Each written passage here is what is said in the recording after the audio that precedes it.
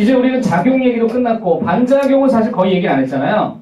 반작용은 생물이 환경에 미치는 영향인데 그런 것들은 아주 좀 극히 드물게 예가 나오기 때문에 나중에 문제에서는 확인해 볼 수 있겠고 개체군 내의 상호작용, 이제 상호작용에 좀 초점을 맞춰보자 라고 할 때 군집이 아닌 개체군 내는 동일한 집단 내, 동일한 종의 집단 내에서는 네 가지의 개체군의 상호작용이 있다는 거예요. 그게 그냥 뭔지 기억하세요. 첫 번째는 텃세, 중의제, 리더제, 사회생활이야. 텃수미상. 여러분 텃세가 뭔지 알죠? 텃세 부리는 것의 가장 대표적인 사례를 기억합시다. 은어의 세력권.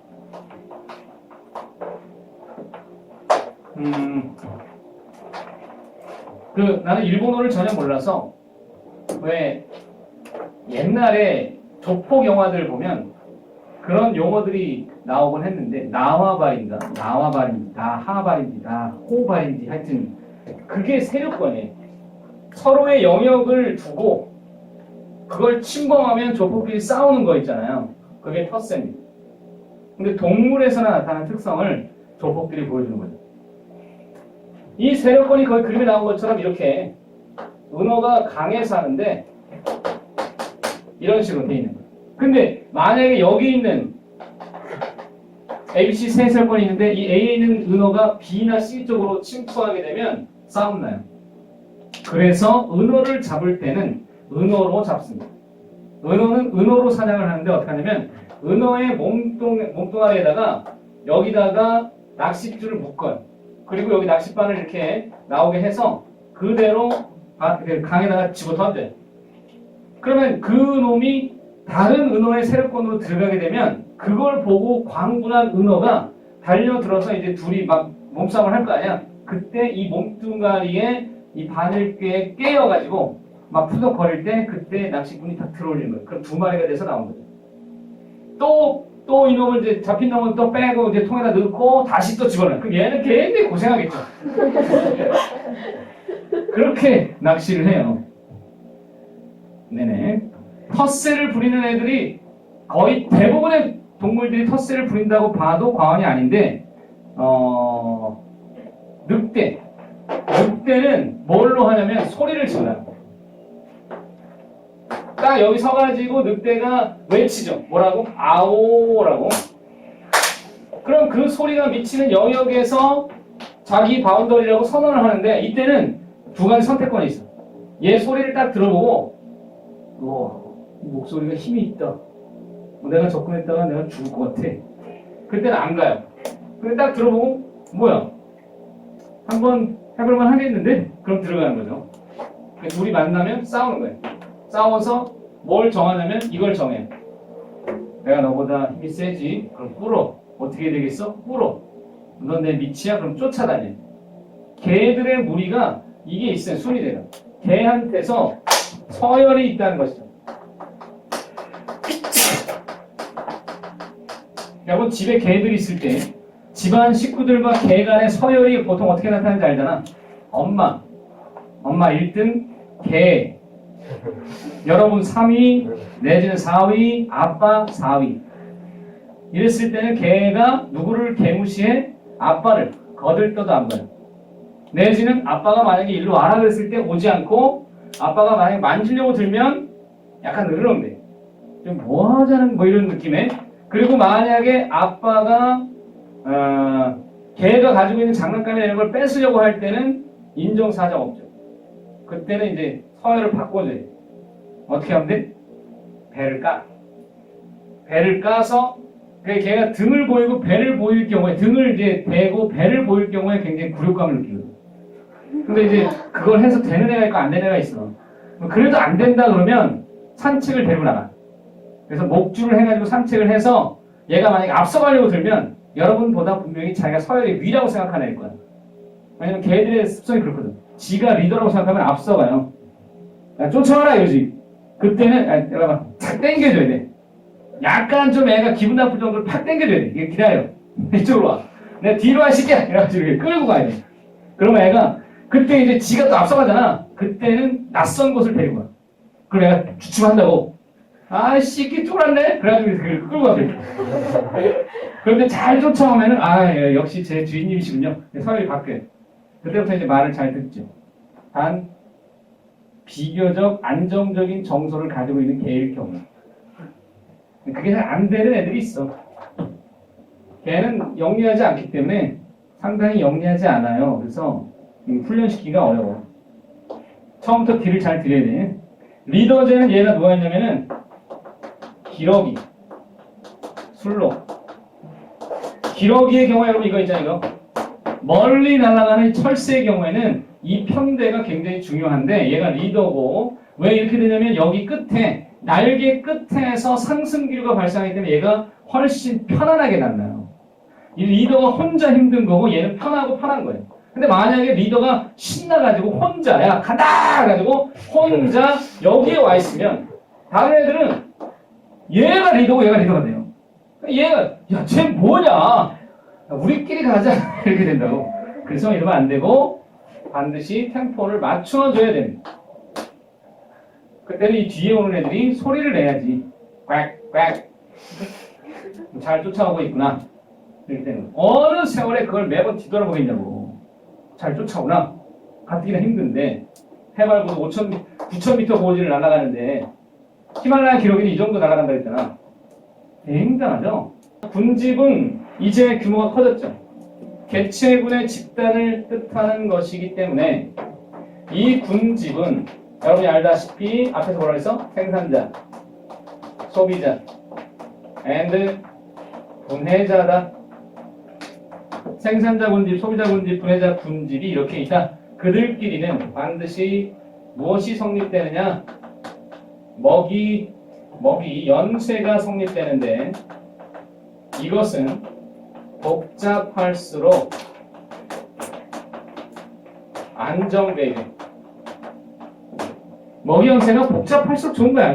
그래야 생태계가 파괴될 일이 별로 없다 이 말이죠. 이러한 군집을 이야기할 때는 동물의 경우에는 얘기하기가 되게 어려워요. 너무 광범위해서. 그래서 우리는 주로 식물 군집을 조사합니다.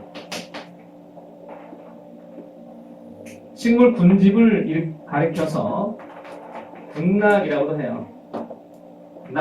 식물 군집을 군락이라고 합니다. 식물 군집을 조사하기 좋은 이유가 뭘까요? 안 움직여.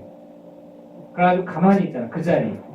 그래서 연구하기가 좋은 건데 식물 군집을 조사할 때 첫 번째 종 구성에 따라서 나눌 수가 있어요.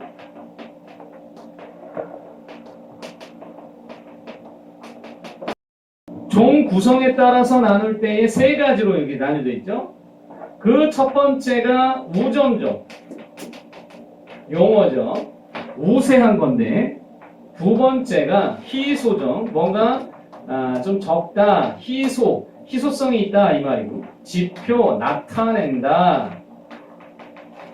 자 우점종에서 드디어 등장하셨네. 무슨 개념이 나왔냐면 중요치라는 이 말. 밀도, 빈도, 피도 이게 우세한 거다 이렇게 써 있어.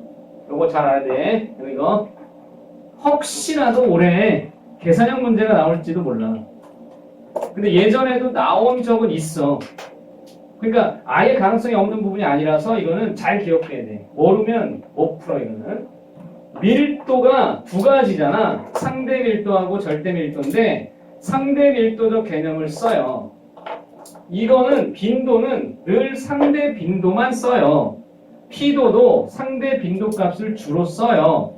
그런데 이것이 크려면 이제 우리가 상대 밀도를 다시 한 번만 생각해보자.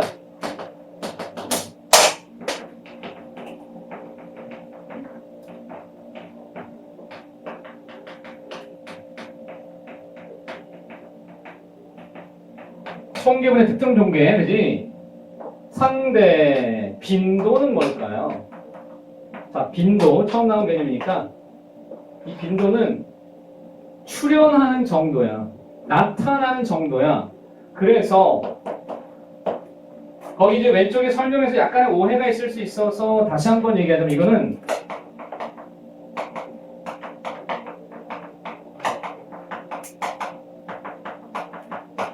이렇게 하면 돼. 출현 총방. 방형구가 뭐냐면 사각형이야. 보통 우리가 생태학에서 밀도 조사할 때 또는 빈도 조사할 때 이렇게 사각형의 방형구를 해가지고 거기에 분포하는 이 생물들을 조사를 해요. 그 밑에 여러분 필수예제 1번을 참고하면 돼. 밑에 보면 사각형이 있지. 그 작은 사각형 하나하나가 방형구야. 그 방형구 출현 총방이라는 건 개체가 하여튼 뭔가 나타난 전체 방형구의 총수분의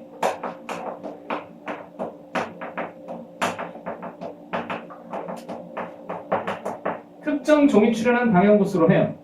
그러면 한번 계산해봐. 밑에 필수예제 1번에서 별종의 상대 빈도를 계산해봐. 별종. 보기 2번을 풀어보라고. 별종의 상대 빈도 어떻게 구해야 돼요?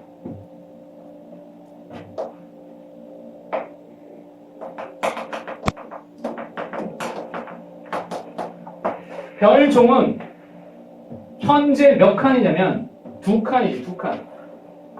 그지? 개체 수는 물론 5개지만 방형구로 따지면 2칸이라고. 그리고 저 총방, 출현 총방은 몇 개냐면 하나, 둘, 셋, 넷, 다섯, 여섯, 일곱, 여덟, 아홉, 열. 빈도 값은 언제나 퍼센트로 나온 거야. 퍼센테이지. 출현하는 정도 또는 비율이거든. 그러니까 그 비율이 20%다라고 하면은 맞지. 2번이 맞는 설명이에요. 그러면 기왕에 한 김에 동그라미 1번도 볼까? 세모종의 상대 밀도 얼마지? 세모종의 실제 개체수는 몇 개? 1개. 근데 총 개체수는 몇 개? 하나, 둘, 셋, 넷, 다섯. 빨리 세야 돼, 이거는. 세기 귀찮더라도 세야 돼. 안 그러면 답이 안 나오니까. 총 몇 개야? 15개. 따라서 15분의 1이죠.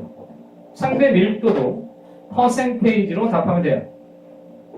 상대 피도는 지표면을 덮고 있는 면적으로서 얘기를 하는데 다행히도 이런 피도는 우리가 구할 수가 없어요. 문제상에서 구할 수가 없기 때문에 값이 주어질 거예요.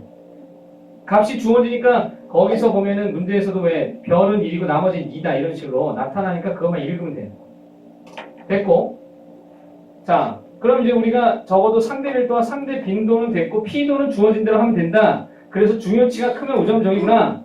반대로 희소정은 뭐 하는 거냐면 얘는 밀도가 낮은 거 대신에 종류는 다양해.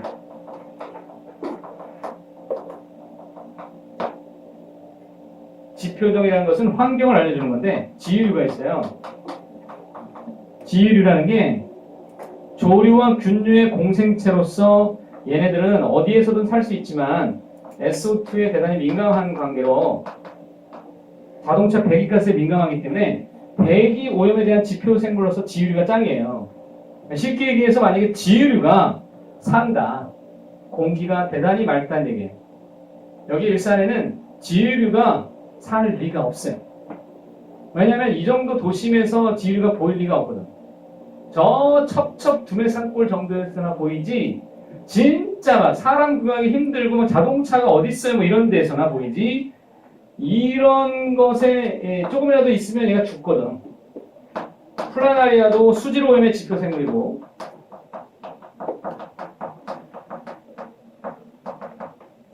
여러분이 알고 있는 이 노래는 에델바이스 에델바이스 아침이 스레 저저 이거 고도가 1300m 정도에서 1500m까지만 나타나요.